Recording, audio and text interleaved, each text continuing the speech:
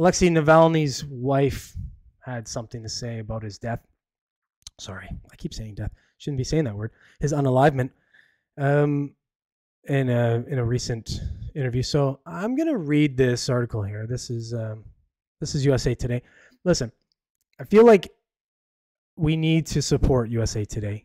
They're so bad that if you can see at the top of this, they're offering a subscription to their organization, whatever you want to call them, their propagandist organization, for $1 for a year.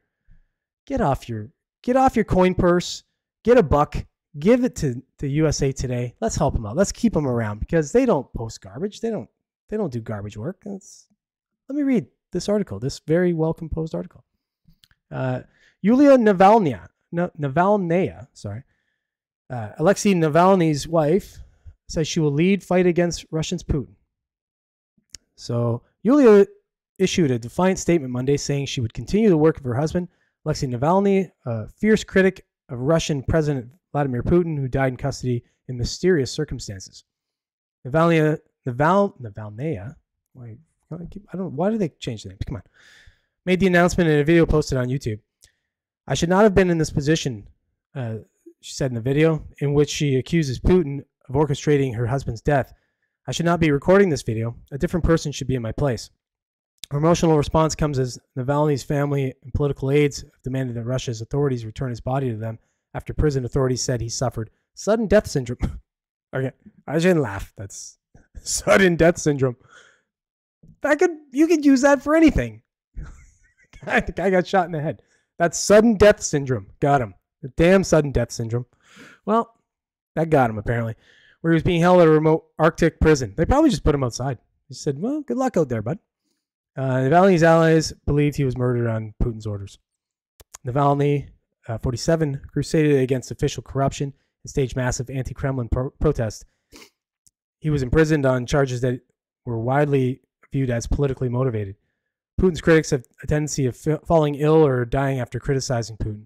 Navalny's political foundation investigated corruption and Putin's wealth. Kremlin has not formally disputed claims that it handed Navalny's death. Well, they just leave it. They just leave it up there. They don't say they haven't. They don't say they did. They just kind of leave it out there. Whatever. Navalnaya also has long resisted taking a more active political role in her husband's work.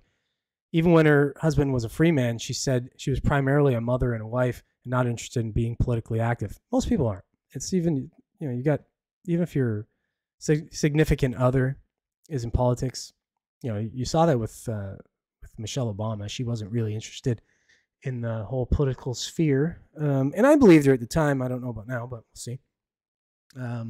So it tends to be the way. I don't think Trump's wife was very interested in it either. So it's I think it takes a certain type to be in politics. But the Kremlin has not formally disputed Navalnaya's claim that it had a hand in her husband's killing, although Kremlin spokesman Dmitry Peskov accused Western leaders on Monday of making obnoxious statements about Putin's responsibility in Navalny's death.